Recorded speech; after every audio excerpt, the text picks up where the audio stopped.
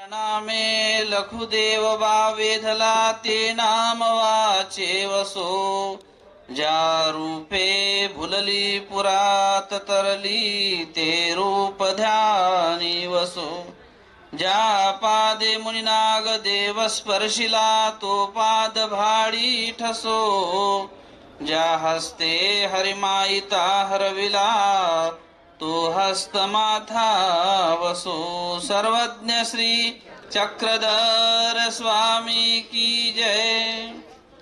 आज या अनुसरण विधीच्या निमित्ताने आणि वार्षिक या ठिकाणी पंचावतार उपार महोत्सव या कार्यक्रमाचं आयोजन आदरणीय परमपूजनीय महंत श्री देमेराज बाबाजी बिडकर हे करत असतात आणि त्या प्रतिवर्षीच्या कार्यक्रमाचं औचित्य साधून संन्यास दीक्षा विधीचा कार्यक्रम या ठिकाणी आयोजित केला। प्रस्तुत धर्मसभेचे सभाध्यक्ष कवीश्वर कुलाचार्य परमपूजनीय प्रातस्मरणीय आचार्य प्रवत श्री कारंजेकर बाबाजी, त्याचप्रमाणे ज्यांच्या सानिध्यामध्ये राहून ब्रह्मविद्येचे धडे घेऊन आपल्या जीवनाला एक स्वामी श्री चक्रधरांच्या तत्वज्ञानानुसार अनुसरण मार्गामध्ये हा आपला देह शेवटपर्यंत क्षेपित करावा असा जिने निर्णय घेतला, अशा सानिध्यामध्ये असलेल्या परमपूजनीय आचार्य आलेगाव निवासी श्री अक्काबाईजी, ज्यांचं या ठिकाणी विशेष उपस्थिती आहे, त्याचबरोबर सभास्थानी आदरणीय महंत श्री कान्हेराज बाबाजी, आदरणीय महंत श्री धारुरकर बाबा, आदरणीय महंत केशराज बाबा, संचलन ज्यांचे हस्ते होत आहे असे आदरणीय महंत विश्वनाथ बाबा, या ठिकाणी प्रामुख्याने सर्वच आदरणीय संत महंत उपस्थित, ज्यामध्ये आदरणीय परमपूजनीय श्री जयेशमुनी दादाजी आणि सर्वच प्रतिष्ठित तपस्विनी या मंचावर उपस्थित आदरणीय तपस्विनी अलकाताई, आदरणीय तपस्विनी विमलताई आदी सर्वच संत महंत वासनिक सद्भक्त, सद्भक्तामध्ये उपस्थित प्रामुख्याने आदरणीय श्री सुभाषरावजी पावडे, अरुणभाऊ ठाकरे, त्याचप्रमाणे आमचे डॉक्टर साहेब, अशा प्रकारे सद्भक्त मंडळी उपस्थित आहेत। या पावन मंगल उपस्थितीमध्ये संपन्न होत असलेला हा अनुसरण विधी आणि आता अनुसरण यांचं संपन्न झालेलं आहे की ज्या भक्ती मार्गामध्ये स्वामी श्री चक्रधरांनी अनुसरणाला प्राधान्य दिलेलं आहे की अनुसरणाशिवाय जीवाला उद्धरण होणे शक्य नाही।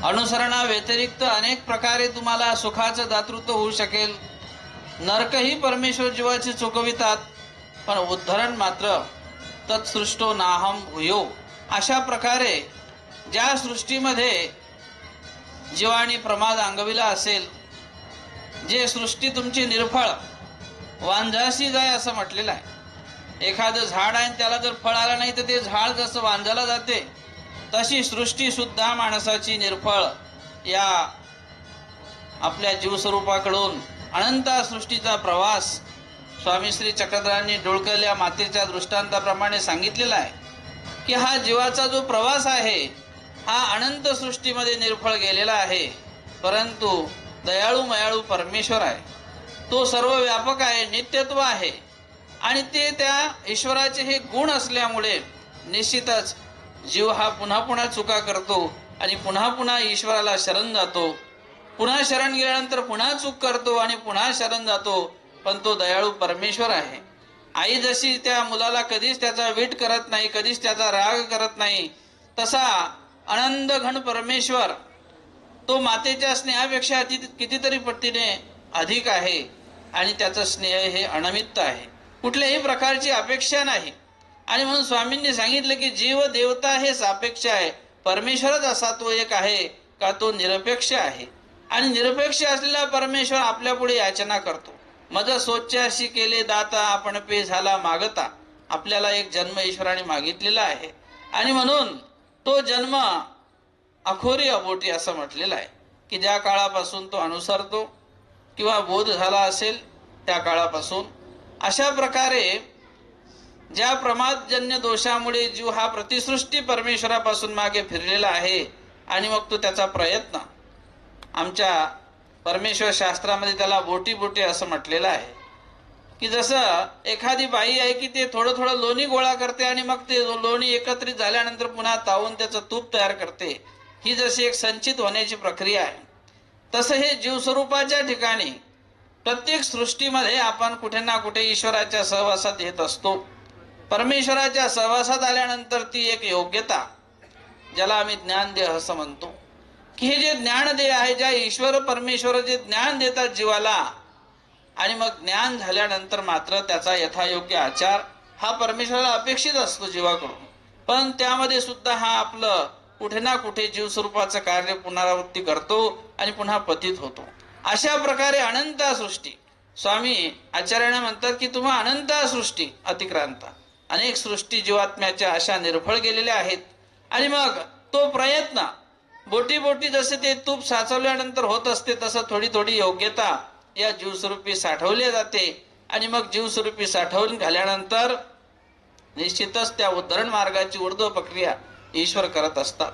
परंतु जीवस्वरूपाच्या ठिकाणी जे अनाधिकार आहेत, ते अनाधिकार अडथळे जे काही जीवात्म्याने अयोग्यता अशा प्रकारचं जे काही एक जोडून ठेवलेलं द्वार आहे, आणि त्यामुळं आपल्याला निश्चितच आपले जे काही मागील काही दोष असतात ते पुढे या सृष्टी उभे राहतात.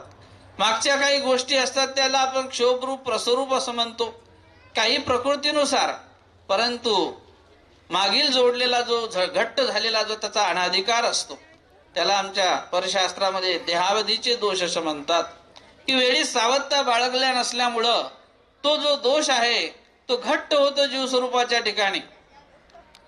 आम्हाला आमच्या धर्मशास्त्रामध्ये त्याला बालविधवेचा दृष्टांत दिलेला आहे, की कुठल्या ना कुठल्या प्रकारे पूर्वीची प्रथा आहे, लग्न बालपणामध्ये करण्याची प्रथा आहे. त्यावेळेला बाल अवस्थेमध्येच मुलगा आणि मुलगी या दोघांचा विवाह केला जायचा. आणि मग त्यांना बालपणामध्येच त्या मुलीला हा तुझा पती म्हणून तो गंध लावून तिच्या कपाळाला लावून ठेवायचे. आणि मग जेव्हा वयात येईल तेव्हा मुलगी तिला नांदायला पाठवायचे. पण कर्म धर्म संयोगानं असं काही घडायचं की विवाह तर फिट केलेला आहे, पण मुलगा कधी कधी मरण पावायचा आणि मग तिला बाल अवस्थेमध्येच वैधव्य प्राप्त व्हायचं. मग ती नांदायला न जाता अगोदरच विधवा होऊन गेलेली आहे. पहा की संबंध न होताना सुद्धा पतीच्या घरी ती गेलेली नाही, तरी तुला विधवा हे नाम प्राप्त झालेलं आहे. अशा प्रकारे आम्हाला परंपरा आमच्या धर्मशास्त्रात असं सांगितलेलं की काही जीवस्वरूपाच्या ठिकाणचे असे दोष आहेत की प्रमादापेक्षाही, ज्याला आम्ही क्रियावधी असं म्हणतो, त्याही पेक्षा जे काही मानसिक क्रियेने जोडलेले, ज्यामध्ये प्रामुख्याने विपरीत बुद्धी, अधिक वृत्ती अशा प्रकारचे काही दोष ते जीवस्वरूपाच्या ठिकाणी असतात. आणि ते त्या बालविधवेच्या दृष्टांताप्रमाणे निश्चितच आम्हाला आमचा जो षड्विध प्रमाद शास्त्रात सांगितलेला आहे त्यामध्ये घट्ट आपल्या जीवस्वरूपाच्या ठिकाणी लागलेले असतात. अशा प्रकारचं हे जीवस्वरूपाचं द्वार आहे. परंतु काही भाग्यवान सदर्थ असतात आणि मग ते त्या ईश्वर कृपेला पात्र होतात, आपल्या कर्मणाश योग्यतेला प्राप्त होतात आणि निश्चितच त्या अच्युत पदापर्यंत आपला प्रवास करत असतात. आज आपण राजा महादेव राजा, देवगिरीचा राजा, तो सुद्धा परमेश्वराला शरण यायसाठी तयार आहे. परमेश्वर मला भेटले पाहिजे असंशय आहे की देवाची माझी भेट झाली पाहिजे. ज्या वेळेला स्वामी श्री चक्रधर महाराज लोणारला असतात त्यावेळेला स्वामींना तो द्रव्याची मुद्रा असलेली पिशवी अर्पण करतात. आणि त्यावेळेला स्वामी एकांत अवस्थेमध्ये आहेत, कुठल्याही प्रकारचं आलिंबन नाही, परिवार नाही, आणि एकांत अवस्थेत असलेले आमचे स्वामी, ते सेवक वर्ग म्हणतात, घ्या घ्या शिंगणाचा काणू प्रसन्न झाला असे, हे द्रव्य तुम्हाला अर्पण करताय ते घ्या. पण स्वामींनी मातीकडे पाहिलं आणि त्या द्रव्याकडे पाहिलं. स्वामींनी त्याची वाट सुद्धा पाहिली नाही. त्यांना वाटलं की आपल्या समोर घेत नाही म्हणून राखणाही ठेवले की हे नंतर आपण गेल्यानंतर घेतील. पण स्वामी तिथून उठून गेले, त्याला स्पर्श केलेला नाही. तो महादेव राजा त्यावेळेला लहान होता. स्वामी ज्यावेळेला लोणारला आहेत अर्थातच त्यांच्या सोबत होता तो.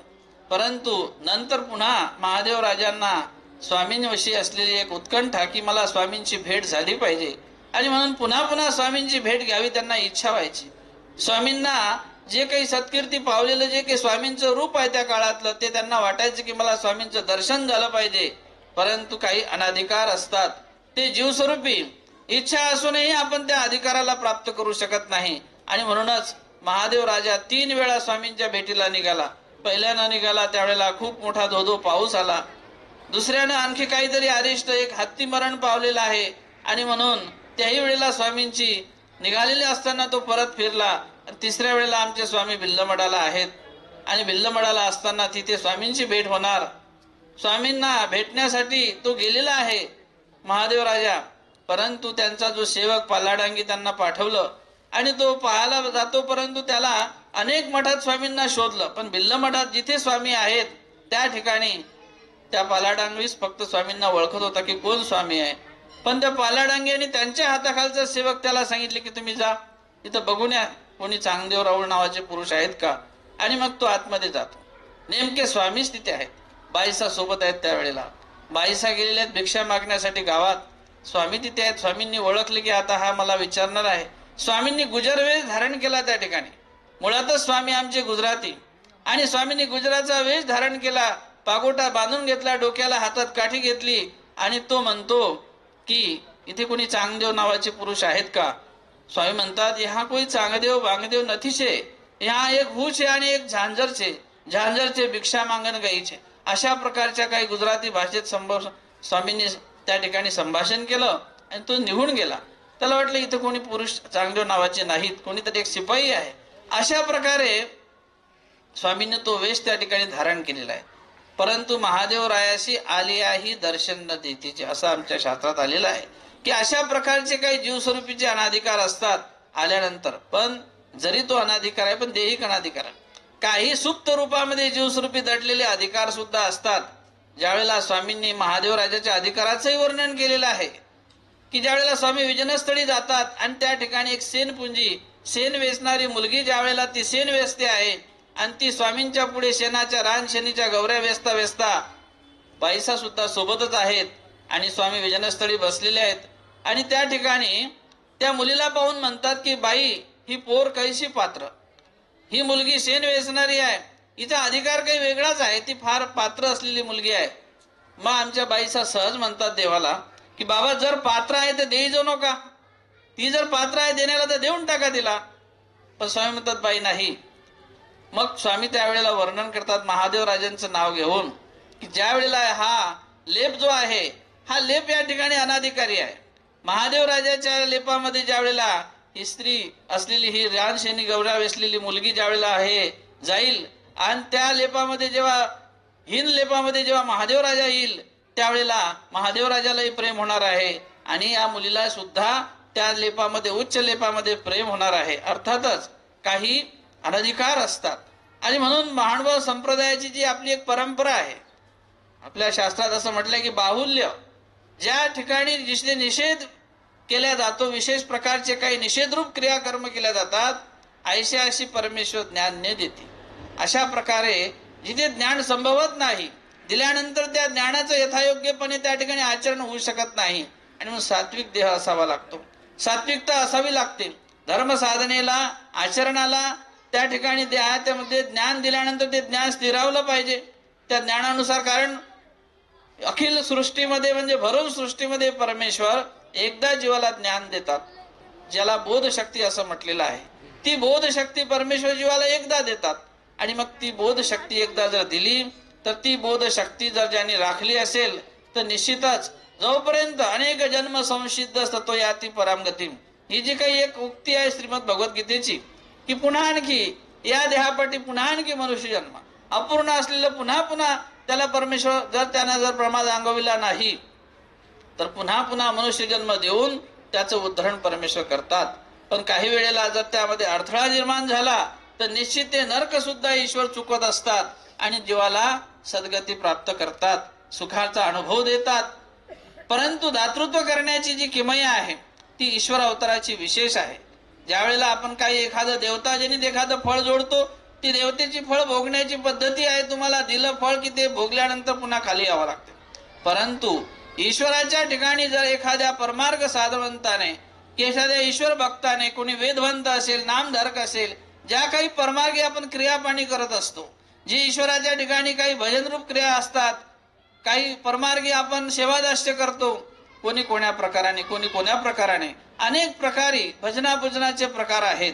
आणि मग त्यावेळेला कणव ईश्वराच्या ठिकाणी जीवात्म्याची निर्माण होते आणि मग कणवे तो परमेश्वर देवताचं दातृत्व आहे पण ईश्वराकडून होत असते. एखादं परमेश्वर ते दातृत्व करतात पण ईश्वर देतात, ते देवता फळाचं सुख ईश्वर देतात. ते दिलेलं फळ सुद्धा आमच्या मध्ये नित्य असं म्हटलेलं आहे.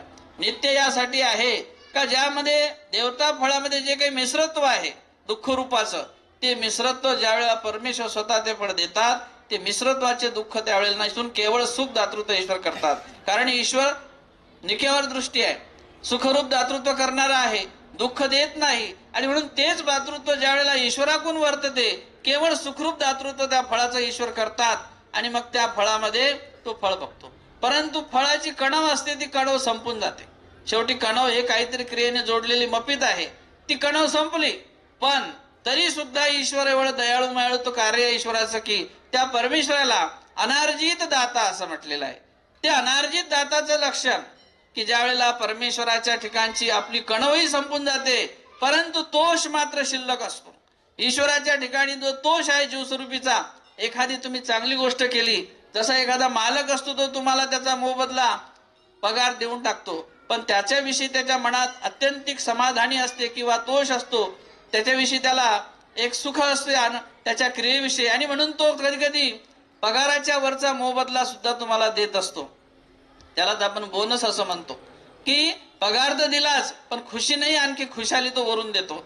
पर त्याच्याच प्रमाणे परमेश्वर सुद्धा भोगुनी उरला तो तोष. आमची कणव आहे, त्या कणवेला पुन्हा परमेश्वर त्या ठिकाणी ज्या तोष आहे त्या तोषाला प्रवडून कणव करतात आणि जीवात्म्याला पुन्हा त्या फळाचं सुख दातृत्व करतात.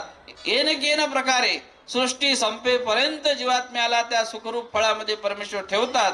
हे त्या ईश्वरीच्या कणवेचा भाग असतो. आणि म्हणून परमेश्वराच्या प्रत्येक क्रिया ह्या ईश्वर मार्गी आपण करत असतो. काही निर्हेतुक असतात तर काही हेतुक असतात. निर्हेतुक क्रियेने सुद्धा विशिष्ट प्रकारे उद्धरण प्रक्रिया पुढे पुढे जात असते. पण काही ज्या हेतुक प्रक्रिया आहेत, काही ज्या हेतू धरून केलेल्या क्रिया परमार्गी असतात, त्या कणवेस्तव त्या निश्चितच त्या जीवात्म्याला त्याही सुखरूप परमेश्वर जीवात्म्याला फळ त्याचं दातृत्व करतात. पण ईश्वर मार्गीमध्ये केलेली क्रिया ईश्वर वाया जाऊ देत नाही, हे ईश्वराचं वैशिष्ट्य आहे. आणि या अनुसरणाच्या माध्यमातून आज ज्याने आपलं संपूर्ण आयुष्य की चित्त वित्त काया ह्या तिन्ही गोष्टी परमेश्वराच्या श्रीचरणाशी समर्पित केलेल्या आहेत, की ज्यामध्ये आमच्या स्वामी श्री चक्रधर महाराजांनी विशेष करून जे गणपत अपयो, इंद्रभट्ट, सारंग पंडित यांसारखे पुरुष यांना स्वामी पुन्हा पुन्हा म्हणतात, पांडे अनुसरा. आणि मग अनुसरल्यानंतर काय होईल ते पहा.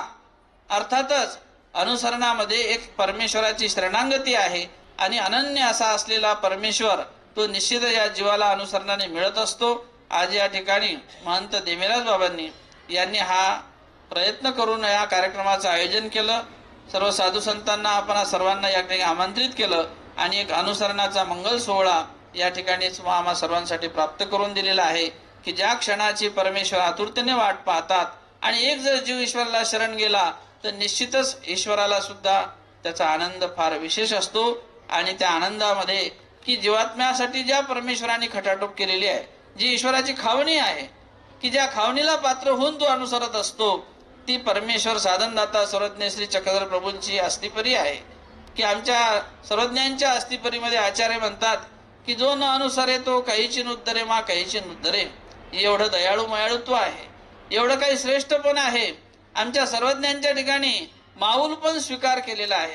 तो गेल्यानंतर लगेच परमेश्वर त्याच्या समजा दयामयाला परमेश्वर तोषून त्याला स्वीकार करतात, मात्र तो शरण जायला पाहिजे. आणि अशी असलेली अस्थिपरी अनेक अवतार अनेक प्रकारे जीवाचं उद्धरण करतात. कोणाला श्रीकृष्ण महाराजांसारख्यांना बाणवेरी फोडायचे व्यसन, राज्य हस्तांतरित करायला लावलं, पण तरी सुद्धा शेवटी त्याग सांगितला. पांडव हिमवंत अशी पाठविले, त्यांना सांगितले की जरी तुम्ही माझ्या म्हटल्याप्रमाणे निष्काम कर्मयोगासारखं आचरण करत असाल, पण तरी तुम्हाला मात्र संन्यासाशिवाय गती नाही, संन्यास घेतल्याशिवाय तुम्हाला ईश्वर मिळणार नाही. आणि म्हणून त्यांना पांडवांना सुद्धा राज्य हस्तांतरित करायला लावून शेवटी हिमालय पर्वतामध्ये पाठवलं. आणि पाचही पांडवांना सांगितलं की तुम्ही आता हिमालय पर्वतामध्ये जाऊन तुमचं देह क्षेपित करा. ज्यावेळेला ते पाचही पांडव चाललेले आहेत हिमालय पर्वतामध्ये, त्यावेळेला द्रौपदी मागे राहिली. आणि मग त्या ठिकाणी युधिष्ठिरांनी सांगितलं अर्जुनाला की जा द्रौपदीला सांगा की आता आपण धर्म आचरण करत करत तुझंही तू देह क्षेपित कर. त्यावेळेला अर्जुन वापस मागे फिरलेले आहेत आणि त्या द्रौपदीला सांगण्यासाठी आलेले आहेत. तिला वाटलं की माझा पती येते म्हणून ती लाजून तिने आपल्या डोक्यावरती पदर घेतलेला आहे आणि तोंड असं पदर पुढे करून त्या तोंडाला झाकण्याचा प्रयत्न केला. ती म्हणते तू लाजू नको, मी पती म्हणून आलेलो नाही, मी एक धर्मरूपाने तुझ्या समोर आलेलो आहो. मला धर्मे पाठविले असे आणि मी धर्मेची आला असे. आता मला धर्मराजाने पाठवलं आणि मी धर्मबुद्धीनं तुझ्याकडे आलेलो आहो की आता श्रीकृष्ण महाराजांची आज्ञा आहे की आता आपण पाचही पांडव आणि द्रौपदी सगळ्यांनी आता या ठिकाणी संन्यास वेशाचं धारण करून त्या ठिकाणी आपलं देह क्षेपित करावं. हा असा संदेश धर्मराजाने तुझ्यासाठी पाठवला. आम्ही तर चाललोच आहे, तू सुद्धा आता तुझं हे देह या ठिकाणी क्षेपण करण्यासाठी तू सुद्धा श्रीकृष्णाचं नाम घेत घेत तुझ्या देहाचा शेवट कर. अशा प्रकारची आज्ञा श्रीकृष्ण महाराजांची पांडवांना झाली आणि पांडव सुद्धा आज्ञाधारी होते. आणि म्हणून संन्यासाला तेवढं फार महत्व आमच्या अवतार परंपरेने, त्याचबरोबर आमच्या साधनदात्यांनी, आणि ती साधनदात्याची परंपरा आजपर्यंत 800 वर्षापासून आमच्या गुरुजनांनी पाळलेली आहे. आमच्या साधन परंपरेमध्ये अनुसरणाचा विशेष आहे. आणि या अनुसरणासाठी आज या ठिकाणी जी मुलगी म्हणजेच किरणताई हिने आज अनुसरण घेऊन परमेश्वराच्या खावणीला ती पात्र झालेली आहे. आपण सर्वजण तिला शुभचिंतन देण्यासाठी आलेले आहेत. या आश्रमामध्ये ती अभ्यास घेते अशा अक्काबाई या ठिकाणी उपस्थित आहेत. तर निश्चितच तिचा धर्म स्वामी श्री चक्रधर महाराजांनी शेवटाला नेऊ असं श्री चरणाशी परमेश्वराच्या प्रार्थना करतो.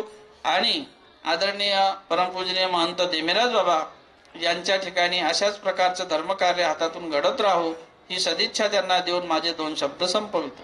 सर्वज्ञ श्री चक्रधर स्वामी. धन्यवाद बाबाजी. अतिशय महत्वपूर्ण असा विषय आपण या ठिकाणी संन्यास धर्म या विषयावरती प्रतिपादन केला. आणि यानंतर या बिल्लमठाला आहेत आणि बिल्लमठाला असताना तिथे स्वामींची भेट होणार. स्वामींना भेटण्यासाठी तो गेलेला आहे महादेव राजा. परंतु त्यांचा जो सेवक पालाडांगी त्यांना पाठवलं आणि तो पाहायला जातो, परंतु त्याला अनेक मठात स्वामींना शोधलं. पण बिल्ल मठात जिथे स्वामी आहेत त्या ठिकाणी त्या पालाडांगीस फक्त स्वामींना ओळखत होता की कोण स्वामी आहे. पण त्या पालाडांगी आणि त्यांच्या हाताखालचा सेवक त्याला सांगितले की तुम्ही जा इथं बघून या कोणी चांगदेव राऊळ नावाचे पुरुष आहेत का. आणि मग तो आतमध्ये जातो. नेमके स्वामीच तिथे आहेत. बाईसा सोबत आहेत. त्यावेळेला बाईसा गेलेल्या आहेत भिक्षा मागण्यासाठी गावात. स्वामी तिथे आहेत. स्वामींनी ओळखले की आता हा मला विचारणार आहे. स्वामींनी गुजर वेश धारण केला त्या ठिकाणी. मुळातच स्वामी आमचे गुजराती आणि स्वामींनी गुजराचा वेश धारण केला. पागोटा बांधून घेतला, डोक्याला हातात काठी घेतली आणि तो म्हणतो की इथे कोणी चांगदेव नावाचे पुरुष आहेत का. स्वामी म्हणतात यहाँ कोई चांगदेव बांगदेव નથી છે, यहाँ एक हूँ છે आणि एक झांझर છે. झांझर છે भिक्षा मागण गई છે. अशा प्रकारच्या काही गुजराती भाषेत स्वामींनी त्या ठिकाणी संभाषण केलं आणि तो निघून गेला. त्याला वाटलं इथं कोणी पुरुष चांगदेव नावाचे नाहीत, कोणीतरी एक शिपाई आहे. अशा प्रकारे स्वामींनी तो वेश त्या ठिकाणी धारण केलेला आहे. परंतु महादेव रायाशी आलियाही दर्शन न देतीचे असं आमच्या शास्त्रात आलेलं आहे की अशा प्रकारचे काही जीवस्वरूपीचे अनाधिकार असतात आल्यानंतर. पण जरी तो अनाधिकार आहे पण देहिक अनाधिकार आहे. काही सुप्त रूपामध्ये जीवस्वरूपी दडलेले अधिकार सुद्धा असतात. ज्यावेळेला स्वामींनी महादेव राजाच्या अधिकाराचंही वर्णन केलेलं आहे की ज्यावेळेला स्वामी विजनस्थळी जातात आणि त्या ठिकाणी एक सेनपुंजी शेण वेचणारी मुलगी ज्यावेळेला ती शेण वेचते आहे आणि ती स्वामींच्या पुढे शेणाच्या रानशेणीच्या गौऱ्या वेचता वेचता बाईसा सुद्धा सोबतच आहेत आणि स्वामी विजनस्थळी बसलेले आहेत. आणि त्या ठिकाणी त्या मुलीला पाहून म्हणतात की बाई ही पोर कैशी पात्र. ही मुलगी शेण वेचणारी आहे, हिचा अधिकार काही वेगळाच आहे, ती फार पात्र असलेली मुलगी आहे. मग आमच्या बाईसा सहज म्हणतात देवाला की बाबा जर पात्र आहे तर देई जाऊ नका, ती जर पात्र आहे देण्याला तर देऊन टाका तिला. पण स्वामी म्हणतात बाई नाही. मग स्वामी त्यावेळेला वर्णन करतात महादेव राजांचं नाव घेऊन की ज्या वेळेला हा लेप जो आहे हा लेप या ठिकाणी अनाधिकारी आहे. महादेव राजाच्या लेपामध्ये ज्या वेळेला ही स्त्री असलेली ही रानशेणी गौरा वेसलेली मुलगी ज्या वेळेला आहे जाईल आणि त्या लेपामध्ये जेव्हा हिन लेपामध्ये जेव्हा महादेव राजा येईल त्यावेळेला महादेव राजालाही प्रेम होणार आहे आणि या मुलीला सुद्धा त्या लेपामध्ये उच्च लेपामध्ये प्रेम होणार आहे. अर्थातच काही अनधिकार असतात. आणि म्हणून महानुभाव संप्रदायाची जी आपली एक परंपरा आहे आपल्या शास्त्रात असं म्हटलंय की बाहुल्य, ज्या ठिकाणी जिथे निषेध केला जातो, विशेष प्रकारचे काही निषेधरूप क्रियाकर्म केल्या जातात, ऐशी अशी परमेश्वर ज्ञान न देते. अशा प्रकारे जिथे ज्ञान संभवत नाही, दिल्यानंतर त्या ज्ञानाचं यथायोग्यपणे त्या ठिकाणी आचरण होऊ शकत नाही, आणि मग सात्विक देह असावा लागतो, सात्विकता असावी लागते. धर्म साधनेला, आचरणाला त्या ठिकाणी त्यामध्ये ज्ञान दिल्यानंतर ते ज्ञान स्थिरावलं पाहिजे त्या ज्ञानानुसार. कारण अखिल सृष्टीमध्ये म्हणजे भरून सृष्टीमध्ये परमेश्वर एकदा जीवाला ज्ञान देतात, ज्याला बोधशक्ती असं म्हटलेलं आहे. ती बोधशक्ती परमेश्वर जीवाला एकदा देतात, आणि मग ती बोधशक्ती एकदा जर दिली तर ती बोधशक्ती जर ज्यांनी राखली असेल तर निश्चितच जोपर्यंत अनेक जन्म संसिद्ध सतो याती परामगतीम, ही जी काही एक उक्ती आहे श्रीमद भगवद्गीतेची, की पुन्हा आणखी या देहापाठी पुन्हा आणखी मनुष्य जन्म अपूर्ण असलेलं पुन्हा पुन्हा त्याला परमेश्वर जर त्यानं जर प्रमाद अंगविला नाही तर पुन्हा पुन्हा मनुष्य जन्म देऊन त्याचं उद्धरण परमेश्वर करतात. पण काही वेळेला जर त्यामध्ये अडथळा निर्माण झाला तर निश्चित ते नरक सुद्धा ईश्वर चुकवत असतात आणि जीवाला सद्गती प्राप्त करतात, सुखाचा अनुभव देतात. परंतु दातृत्व करण्याची जी किमया आहे ती ईश्वर अवताराची विशेष आहे. ज्या वेळेला आपण काही एखादं देवताजनित एखादं फळ जोडतो, ती देवतेची फळ भोगण्याची पद्धती आहे. तुम्हाला दिलं फळ की ते भोगल्यानंतर पुन्हा खाली यावं लागते. परंतु ईश्वराच्या ठिकाणी जर एखाद्या परमार्ग साधवंताने की एखाद्या ईश्वर भक्ताने, कोणी वेदवंत असेल, नामधारक असेल, ज्या काही परमार्गी आपण क्रियापाणी करत असतो, जी ईश्वराच्या ठिकाणी काही भजनरूप क्रिया असतात, काही परमार्गी आपण सेवादास्य करतो, कोणी कोण्या प्रकाराने, कोणी कोण्या प्रकाराने, अनेक प्रकारे भजनापूजनाचे प्रकार आहेत. आणि मग त्यावेळेला कणव ईश्वराच्या ठिकाणी जीवात्म्याची निर्माण होते, आणि मग कणवे तो परमेश्वर देवताचं दातृत्व आहे पण ईश्वराकडून होत असते. एखादं परमेश्वर ते दातृत्व करतात, पण ईश्वर देतात ते देवता फळाचं सुख ईश्वर देतात. ते दिलेलं फळ सुद्धा आमच्या यामध्ये नित्य असं म्हटलेलं आहे. नित्य यासाठी आहे का ज्यामध्ये देवता फळामध्ये जे काही मिश्रत्व आहे दुःख रूपाचं, ते मिश्रत्व ज्या वेळेला परमेश्वर स्वतः ते फळ देतात, ते मिश्रत्वाचे दुःख त्यावेळेला नसून केवळ सुख दातृत्व ईश्वर करतात. कारण ईश्वर निकेवर दृष्टी आहे, सुखरूप दातृत्व करणारा आहे, दुःख देत नाही. आणि म्हणून तेच दातृत्व ज्या वेळेला ईश्वराकडून वर्तते, केवळ सुखरूप दातृत्व त्या फळाचं ईश्वर करतात, आणि मग त्या फळामध्ये तो फळ बघतो. परंतु फळाची कणव असते, ती कणव संपून जाते. शेवटी कणव हे काहीतरी क्रियेने जोडलेली मपित आहे, ती कणव संपली. पण तरी सुद्धा ईश्वर एवढं दयाळू मायाळू तो कार्य ईश्वराचं की त्या परमेश्वराला अनार्जित दाता असं म्हटलेलं आहे. ते अनार्जित दाताचं लक्षण की ज्या वेळेला परमेश्वराच्या ठिकाणची आपली कणवही संपून जाते, परंतु तोष मात्र शिल्लक असतो. ईश्वराच्या ठिकाणी जो तोष आहे जीवस्वरूपीचा, एखादी तुम्ही चांगली गोष्ट केली, जसा एखादा मालक असतो तो तुम्हाला त्याचा मोबदला पगार देऊन टाकतो, पण त्याच्याविषयी त्याच्या मनात अत्यंतिक समाधानी असते किंवा तोष असतो, त्याच्याविषयी त्याला एक सुख असते त्याच्या क्रियेविषयी, आणि म्हणून तो कधी कधी पगाराच्या वरचा मोबदला सुद्धा तुम्हाला देत असतो. त्यालाच आपण बोनस असं म्हणतो, की पगार तर दिलाच पण खुशी नाही, आणखी खुशाली तो वरून देतो. पर त्याच्याच प्रमाणे परमेश्वर सुद्धा भोगुनी उरला तो तोष, आमची कणव आहे, त्या कणवेला पुन्हा परमेश्वर त्या ठिकाणी ज्या तोष आहे त्या तोषाला प्रवडून कणव करतात, आणि जीवात्म्याला पुन्हा त्या फळाचं सुख दातृत्व करतात. केन प्रकारे सृष्टी संपेपर्यंत जीवात्म्याला त्या सुखरूप फळामध्ये परमेश्वर ठेवतात. हे त्या ईश्वरीच्या कणवेचा भाग असतो. आणि म्हणून परमेश्वराच्या प्रत्येक क्रिया ह्या ईश्वर मार्गी आपण करत असतो. काही निर्हेतुक असतात तर काही हेतुक असतात. निर्हेतुक क्रियेने सुद्धा विशिष्ट प्रकारे उद्धरण प्रक्रिया पुढे पुढे जात असते. पण काही ज्या हेतुक प्रक्रिया आहेत, काही ज्या हेतू धरून केलेल्या क्रिया परमार्गी असतात, त्या कणवेस्तव त्या निश्चितच त्या जीवात्म्याला त्याही सुखरूप परमेश्वर जीवात्म्याला फळ त्याचं दातृत्व करतात. पण ईश्वर मार्गीमध्ये केलेली क्रिया ईश्वर वाया जाऊ देत नाही, हे ईश्वराचं वैशिष्ट्य आहे. आणि या अनुसरणाच्या माध्यमातून आज ज्याने आपलं संपूर्ण आयुष्य की चित्त वित्त काया ह्या तिन्ही गोष्टी परमेश्वराच्या श्रीचरणाशी समर्पित केलेल्या आहेत, की ज्यामध्ये आमच्या स्वामी श्री चक्रधर महाराजांनी विशेष करून जे गणपत अपयो, इंद्रभट्ट, सारंग पंडित यांसारखे पुरुष यांना स्वामी पुन्हा पुन्हा म्हणतात, पांड्या अनुसरा. आणि मग अनुसरल्यानंतर काय होईल ते पहा. अर्थातच अनुसरणामध्ये एक परमेश्वराची शरणागती आहे, आणि अनन्य असा असलेला परमेश्वर तो निश्चित या जीवाला अनुसरणाने मिळत असतो. आज या ठिकाणी महंत देमेराज बाबांनी यांनी हा प्रयत्न करून या कार्यक्रमाचं आयोजन केलं.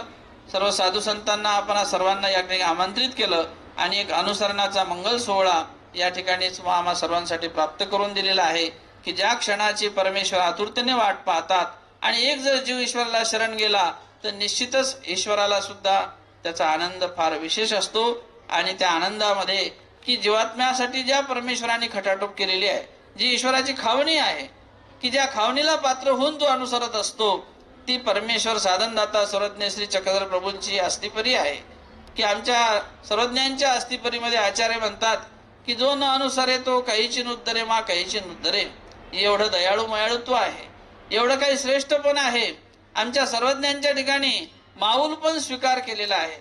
तो गेल्यानंतर लगेच परमेश्वर त्याच्या समजा दयामयाला परमेश्वर तोषून त्याला स्वीकार करतात. मात्र तो शरण जायला पाहिजे. आणि अशी असलेली अस्तिपरी अनेक अवतार अनेक प्रकारे जीवाचं उद्धरण करतात.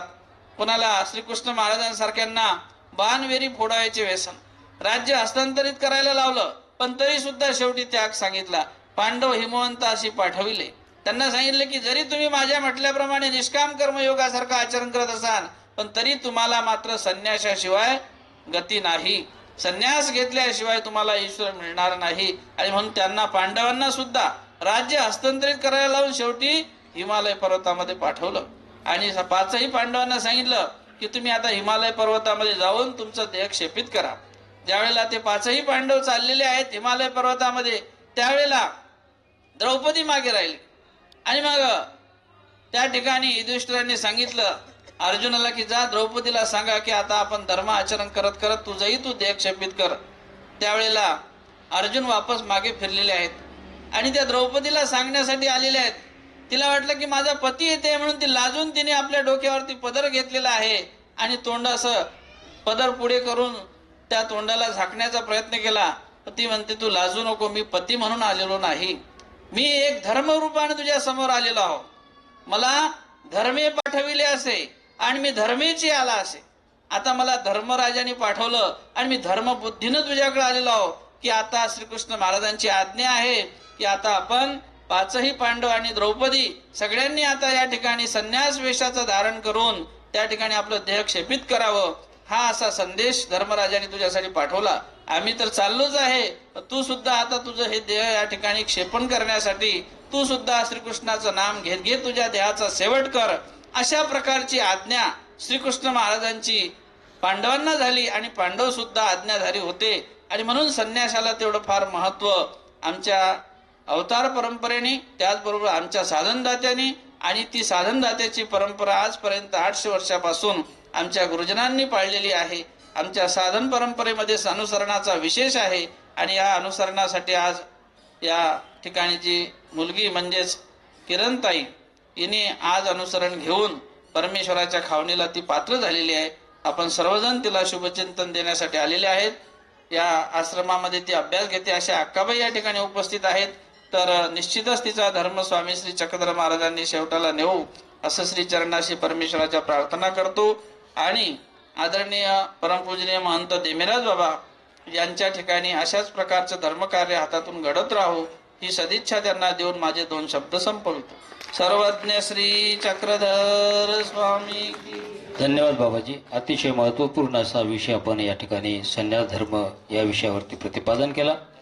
आणि यानंतर या विघ्न बाधान बाधे जया चिंतने साधका वेद साधे प्रसादातया वासनिका सुगोत्र नमस्कार मे भिक्षुका स्थान मात्र नमस्कार मे भिक्षुका स्थान मात्र सर्वज्ञ श्री चक्रधर स्वामी की जय. आयोजित या ठिकाणी संन्यास दीक्षा विधी समारंभ या निमित्तानं आयोजित ही धर्मसभा. या धर्मसभेचे कार्याध्यक्ष परमपूज्य परमादरणीय सद्यय उपाध्य कुळाचार्य रणाईचे निवासी आदरणीय श्री बाबा, ज्यांच्या शुभहस्ते हा अनुसरण विधी खऱ्या अर्थानं संपन्न झाला अशा परमपूज्य परमादरणीय सद्यय आलेगाव निवासी आदरणीय श्री अक्का, त्याचप्रमाणे या ठिकाणी उपस्थित असलेले परमपूज्य आदरणीय महंत श्री कानेराज बाबा, धारूरकर बाबा, केशराज बाबा, त्याचप्रमाणे तपस्विनी अलकाताई, तपस्विनी मनोरमाताई, या सभेला ज्यांनी सूत्रामध्ये बांधून घेतलं असे महंत श्री आदरणीय विश्वनाथ बाबा, आदरणीय सर्व संत महंत तपस्विनी, त्याचप्रमाणे श्रीकृष्ण मंदिराचे अध्यक्ष सुभाषराव फावडे, आदरणीय श्रीकृष्ण मंदिराचे सेक्रेटरी, म्हणजे माता खिडकी, बरं कृष्ण मंदिर इथंही आहे, श्रीकृष्ण मंदिर माता खिडकी या मंदिराचे सचिव आदरणीय श्री ॲडव्होकेट अरुणरावजी ठाकरे, आदरणीय आमचे डॉक्टर सचिनजी चर्जन आणि बरीचशी मान्यवर मंडळी खऱ्या अर्थानं या ठिकाणी उपस्थित झालेली आहे. सश्रद्ध अंतकरणानं प्रभू श्री चक्रधरांच्या श्री चरणावर श्रद्धा समर्पित करण्यासाठी उपस्थित असलेली सर्व मातृतुल्य पितृतुल्य मंडळी, बंधू भगिनी आणि बालमित्रांनो, अनुसरण विधी समारंभाच्या निमित्तानं आपण खऱ्या अर्थानं इथे एकत्रित झालो. सुभाषराव, या ठिकाणी किरणताई इनी स्वइच्छेनं, इच्छा होणं महत्वाचं आहे. सुभाषरावची अजूनही होऊन नाही राहिली, हा भाग वेगळा आहे, पण किरणताईची झाली आणि त्यांनी खऱ्या अर्थानं तिने आपलं व्यक्त केलं, मन व्यक्त केलं की मला अनुसरण खऱ्या अर्थानं घ्यायचं आहे. अनुसरण घेतल्यानंतर आचारही महत्वाचा आहे, कारण त्यावर चालणंही अत्यंत महत्वाचं आहे. म्हणून त्या चालण्याचे धडे खऱ्या अर्थानं आलेगावच्या आश्रमात अक्काकडून तिने खऱ्या अर्थानं आत्मसात केलेले आहेत. मग या सगळ्या गोष्टीचं अध्ययन ज्या वेळेस तिने केलं असेल की का घ्यायचं बा, कशासाठी अनुसरायचं आहे, आपण ऐकलं तिच्या मनोगतातून तिने व्यक्त केलं, मी का अनुसरते आहे. सर्वज्ञ श्री चक्रधर प्रभूंनी सांगितलेल्या तत्वज्ञानाला ती अनुसरते आहे. व्यक्ती निमित्त मात्र आहे. पूजनीय आदरणीय देमेराज बाबांच्या नावाने तिने संन्यास घेतला, हे बरोबर आहे, ते तिचे संरक्षक आहे, पण खऱ्या अर्थानं तत्वज्ञानाला ती अनुसरलेली आहे. म्हणजे साधनदाता सर्वज्ञ श्री चक्रधर प्रभूंना खऱ्या अर्थानं तिने आपलं जीवन या ठिकाणी समर्पित केलेलं आहे. आदरणीय बाबांनी चांगल्या पद्धतीत आपल्याला मार्गदर्शन केलं की कशा पद्धतीनं माणूस घडत जातो. स्वाभाविक आहे की आता प्राप्ती होईलच हे सांगता येत नाही, ते आपल्यावर आहे. आपण आपलं किती आचरण खऱ्या अर्थानं परमेश्वरापर्यंत पोहोचतं. पण एवढं मात्र नक्की आहे, अनुसरल्याने नरक मात्र चुकतात, हे मात्र तेवढंच खरं आहे. आणि म्हणून या माध्यमातून तिने आमच्या स्वामींनी सांगितलेलं तत्वज्ञान आत्मसात केलं आणि त्यावरती खऱ्या अर्थानं उभी राहिलेली आहे. आपण लीळाचरित्रात बघतो, आपण स्मृतीस्थळात बघतो. बघा, आमच्या पूर्वजांकडे जर आपण बघितलं तर आपल्या लक्षात येईल, लीळाचरित्र वाचताना किंवा लीळाचरित्राचे पानं उघडताना आपल्या लक्षात येईल की खेळीगोळी आपल्याला दिसते. लाखो रुपयाचं वैभव सोडून दिलं आणि स्वामींकडे आली. बस लीळाचरित्रामधून नक्कीच किरणनं हे घेतलं असेल की लाखो रुपयाचं वैभव सोडणाऱ्या खेळीगोळीचं मन खऱ्या अर्थानं तिनं आपलं तयार केलं आणि आज ती या ठिकाणी अनुसरली. केशराज वासांचं जीवनचरित्र जर तुम्ही बघितलं तर लक्षात येतं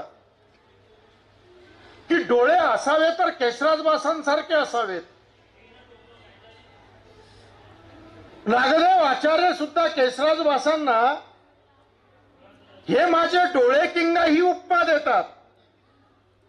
म्हणजे खऱ्या अर्थानं केशराज वासांच्या डोळ्यातलं ते तेज आहे, ते विकार वासनांना पळवणारं जे तेज आहे, बस त्या तेजाची ताकद आपल्या डोळ्यात खऱ्या अर्थानं आली पाहिजे, हे मागणं खऱ्या अर्थानं किरणनं शास्त्रातून शिकलेलं आहे. कारण बघा, गुरुवर श्रद्धा असली पाहिजे, गुरुवर प्रेम असलं पाहिजे, गुरुवर निष्ठा असली पाहिजे. ती कैसराज वासांमध्ये आपल्याला दिसते. म्हणून आचार्यांनी त्यांना म्हटलं की तू माझे डोळे किंगा. आपली गुरुबद्दलची निष्ठा संपून गेलेली आहे, आपल्या गुरुबद्दलचा आदर संपून गेलेला आहे, आपल्या गुरुबद्दलचं प्रेम संपून गेलेलं आहे. म्हणून आमचे गुरु आम्हाला असंही म्हणत नाही तुम्ही माझे चष्मे किंगा. याची ही उपमा खऱ्या अर्थानं आम्हाला प्राप्त होत नाही. म्हणून सर्वज्ञ श्री चक्रधर प्रभूंनी सांगितलेलं तत्व जीवनामध्ये खऱ्या अर्थानं किरणनं उतरून घेतलं. याही पुढे तुम्ही गेलात तर आज मी शिपणा कॉलेजमध्ये होतो. 9 ते 11 पर्यंत तिथे कार्यक्रम होता, इंजिनिअरिंग कॉलेज शिपणा. आज विवेकानंदांची जयंती आहे, त्या निमित्तानं युवानंद हा कार्यक्रम होता.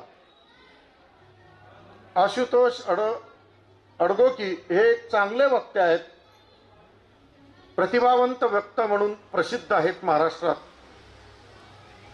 त्यांच्या आधी मला बोलायचं होतं आणि मी सांगितलं की मी माझ्या जीवनाच्या अध्ययनामध्ये 2 नरेंद्र बघितलेत, तिसरा आता एक काम करतोय, पण 2 नरेंद्र बघितलेत.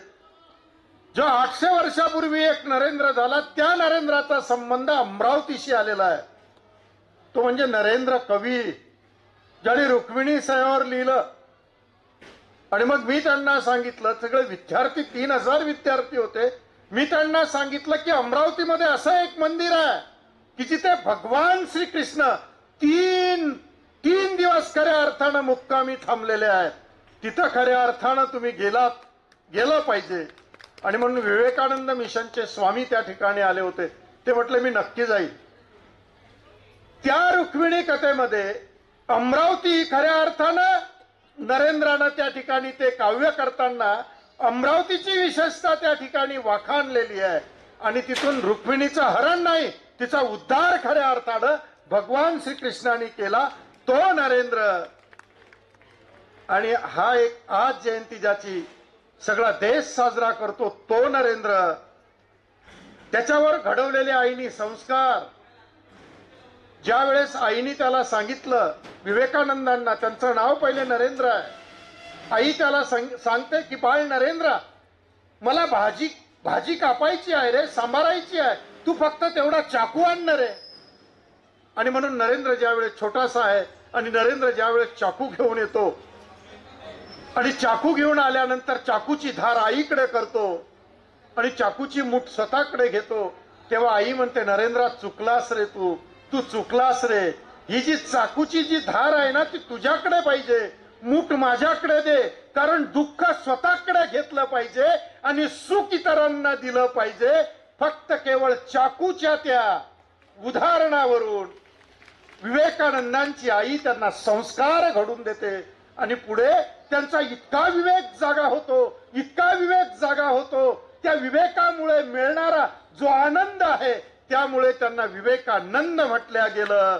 आणि म्हणून विवेक माणसाच्या जीवनात जागृत झाला पाहिजे.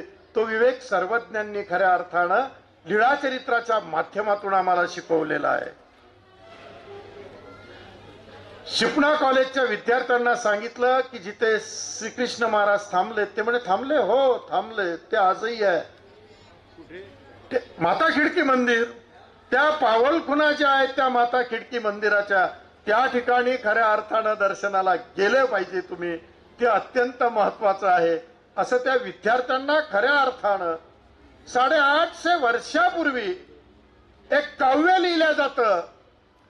भगवान श्रीकृष्ण या ठिकाणी येतात आणि तो विचार खऱ्या अर्थानं आज तरुणांच्या मध्ये, त्यांच्या जीवनामध्ये खऱ्या अर्थानं उतरला पाहिजे. नरेंद्र कवी, या नरेंद्र कवींची गंमत आहे. बघा तुम्ही, महाराष्ट्राचा राजा महादेवराव याच्या दरबारात 3 भाऊ कवी आहे. एकाच घरात कवी जन्माला येणं, एकाच घरात भांडखोर जन्माला येतील. पण भाऊ जन्माला येणं मुश्किल आहे, तीनही कवी जन्माला येणं मुश्किल आहे. एकाने रामायण लिहिलं, एकाने नलोपाख्यान लिहिलं, एकाने रुक्मिणी संयवर लिहिलं. देवगिरीला दरबार भरलेला आहे. प्रत्येक भावाने आपल्या काव्याचं वाचन केलं. नरेंद्र त्या ठिकाणी बसलेले आहेत आणि नरेंद्र पटकन उठतात आणि नरेंद्र म्हणतात, राजाला म्हणतात, राजे, भगवान श्रीकृष्ण आणि रुक्मिणीची कथा तुम्हाला ऐकू का? ती कथा जर तुम्ही ऐकाल तर तुमच्या हाडागतल्या पापाचं पुरस्चरण होईल.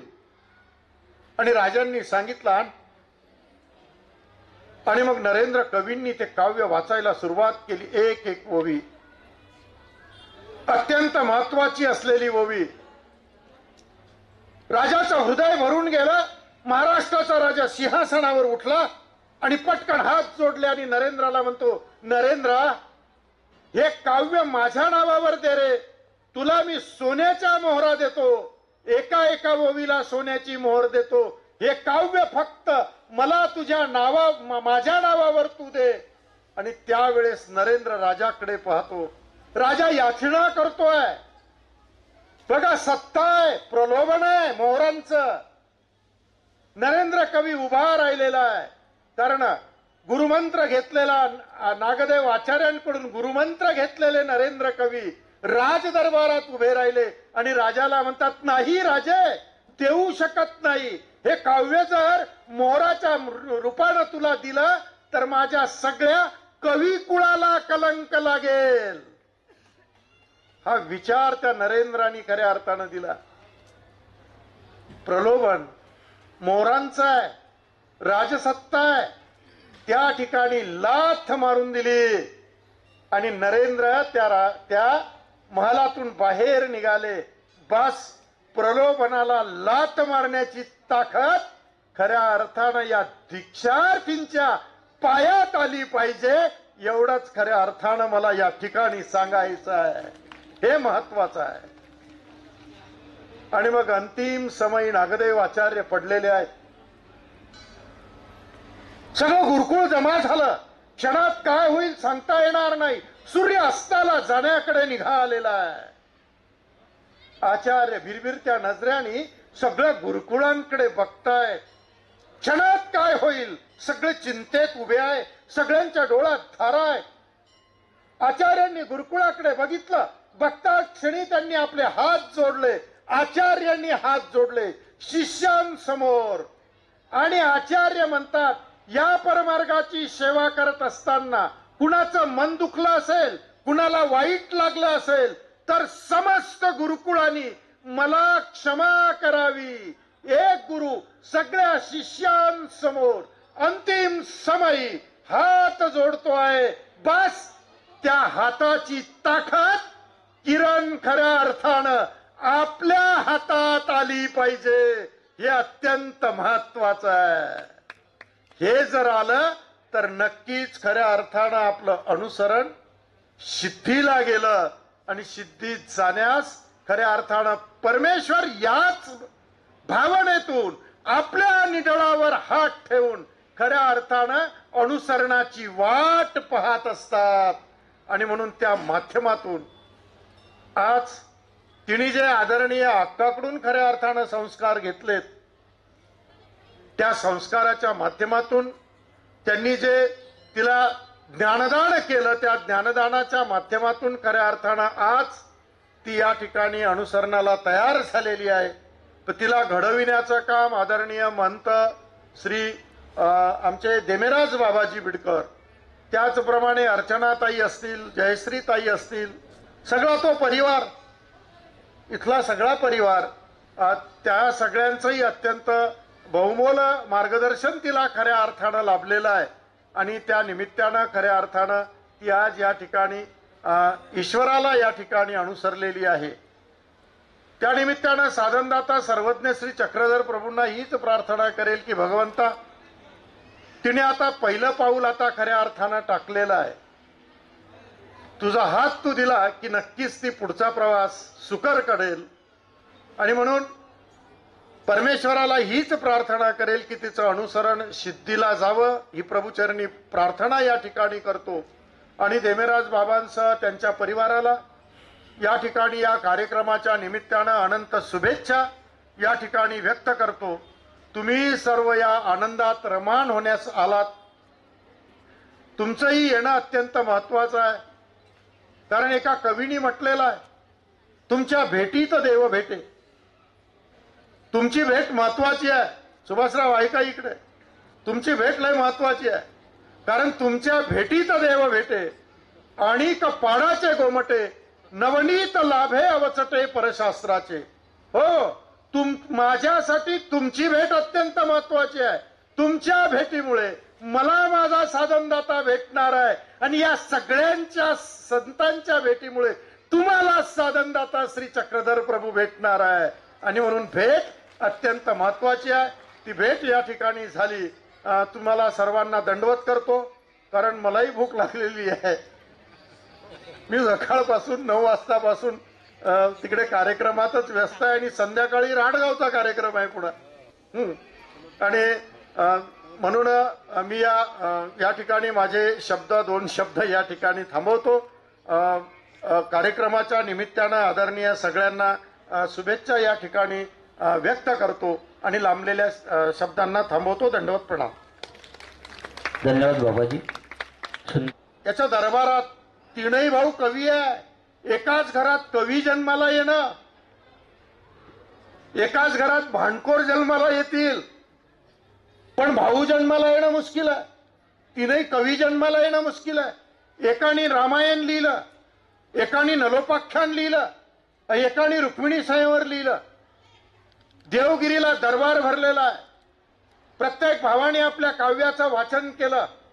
नरेंद्र त्या ठिकाणी बसलेले आहेत आणि नरेंद्र पटकन उठतात आणि नरेंद्र म्हणतात, राजाला म्हणतात, राजे, भगवान श्रीकृष्ण आणि रुक्मिणीची कथा तुम्हाला ऐकू का? ती कथा जर तुम्ही ऐकाल तर तुमच्या हाडागतल्या पापाचं पुरस्चरण होईल. आणि राजांनी सांगितलं. आणि मग नरेंद्र कवींनी ते काव्य वाचायला सुरुवात केली. एक एक ओवी, अत्यंत महत्वाची असलेली ओवी. राजाचं हृदय भरून गेलं. महाराष्ट्राचा राजा सिंहासनावर उठला आणि पटकन हात जोडले आणि नरेंद्राला म्हणतो, नरेंद्र, हे काव्य माझ्या नावावर दे रे. तुला मी सोन्याच्या मोहरा देतो. एका एका ओवीला सोन्याची मोहर देतो. हे काव्य फक्त मला माझ्या नावावर तू दे. आणि त्यावेळेस नरेंद्र राजाकडे पाहतो. राजा याचना करतोय. बघा, सत्ता आहे, प्रलोभन आहे मोहरांचं. नरेंद्र कवी उभा राहिलेला आहे. कारण गुरुमंत्र घेतलेला, नागदेव आचार्यांकडून गुरुमंत्र घेतलेले नरेंद्र कवी राज दरबारात उभे राहिले आणि राजाला म्हणतात, नाही राजे, देऊ शकत नाही. हे काव्य जर मोहराच्या रूपानं तुला दिलं तर माझ्या सगळ्या कवी कुळाला कलंक लागेल. हा विचार त्या नरेंद्रांनी खऱ्या अर्थानं दिला. प्रलोभन मोहरांचं आहे, राजसत्ता आहे, त्या ठिकाणी लाथ मारून दिली. आणि नरेंद्र त्या महालातून बाहेर निघाले. बस, प्रलोभनाला लाथ मारण्याची ताकद खऱ्या अर्थानं या दीक्षार्थींच्या पायात आली पाहिजे. एवढंच खऱ्या अर्थानं मला या ठिकाणी सांगायचं आहे. हे महत्वाचं आहे. आणि मग अंतिम समयी नागदेव आचार्य पडलेले आहेत.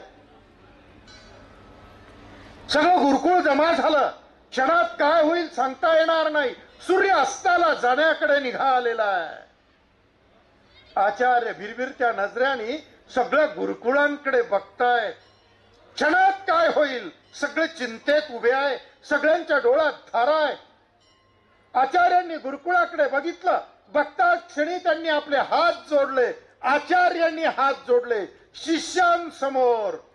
आणि आचार्य म्हणतात, या परमार्गाची सेवा करत असताना कुणाचं मन दुखलं असेल, कुणाला वाईट लागलं असेल तर समस्त गुरुकुळांनी मला क्षमा करावी.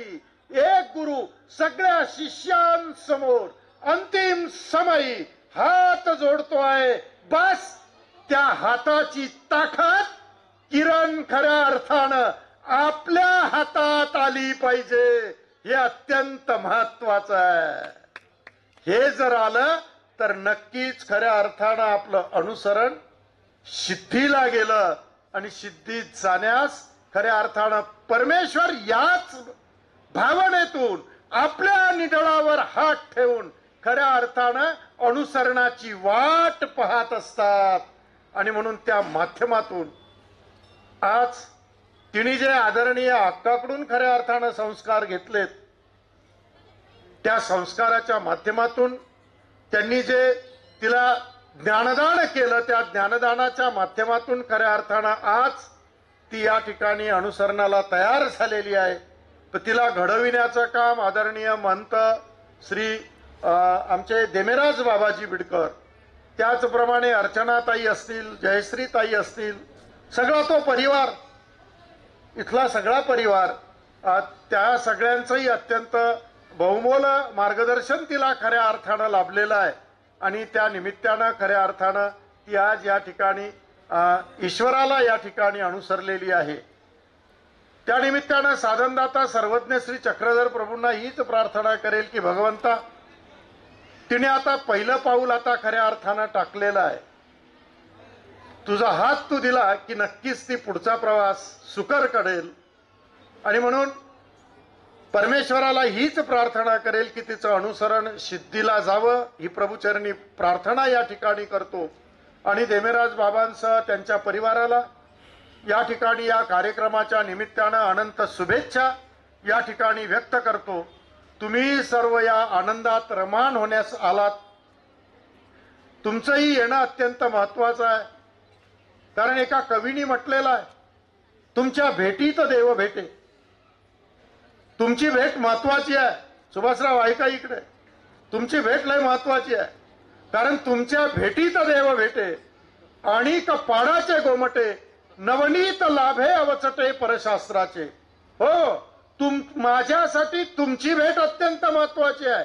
तुमच्या भेटीमुळे मला माझा साधनदाता भेटणार आहे आणि या सगळ्यांच्या संतांच्या भेटीमुळे तुम्हाला साधनदाता श्री चक्रधर प्रभू भेटणार आहे. आणि म्हणून भेट अत्यंत महत्वाची आहे. ती भेट या ठिकाणी झाली. तुम्हाला सर्वांना दंडवत करतो, कारण मलाही भूक लागलेली आहे. मी सकाळपासून 9 वाजतापासून तिकडे कार्यक्रमातच व्यस्त आहे आणि संध्याकाळी राडगावचा कार्यक्रम आहे पुढे. आणि म्हणून मी या ठिकाणी माझे 2 शब्द या ठिकाणी थांबवतो. कार्यक्रमाच्या निमित्तानं आदरणीय सगळ्यांना शुभेच्छा या ठिकाणी व्यक्त करतो आणि लांबलेल्या शब्दांना थांबवतो. दंडवत प्रणाम. धन्यवाद बाबाजी. आपल्या सर्वांना संबोधित केलं.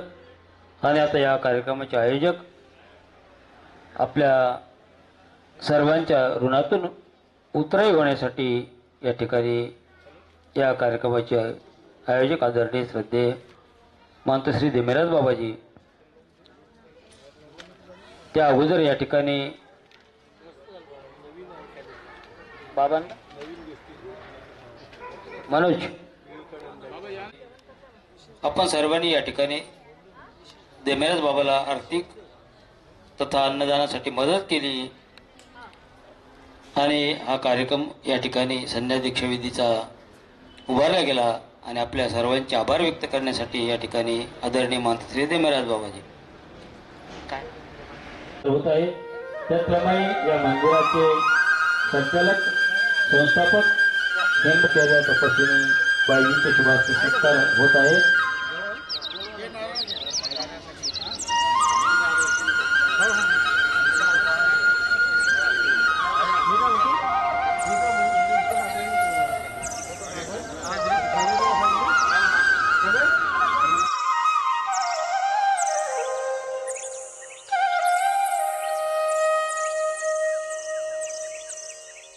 आदरणीय बाबाजी का स्वागत होने जा रहा है.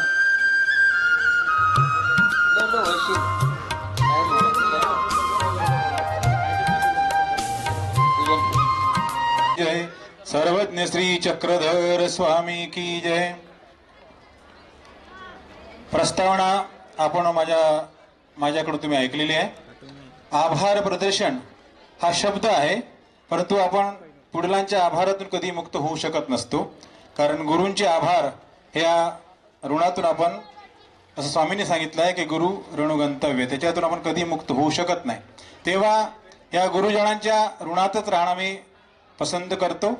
आणि आपण जे काही सर्व वास्तविक मंडळी, नामधारक मंडळी, या सर्वांनी या ठिकाणी उपस्थिती दर्शवली आणि आपला सहभागही दर्शविला. कारण तुमच्या सहभागाशिवाय, तुमच्या मदतीशिवाय ईश्वर धर्माचा कुठलाही कार्यक्रम होत नाही, होऊ शकत नाही. खऱ्या अर्थाने फाउंडेशन म्हटलं तर तुम्हीच आहात. तेव्हा या मंगलमय कार्यक्रमाचे अध्यक्ष परमपूजनीय परमादरणीय प्रातस्मरणीय राजापेठ निवासी बाबाजी यांचे मी मनपूर्वक औपचारिकता म्हणून आभार.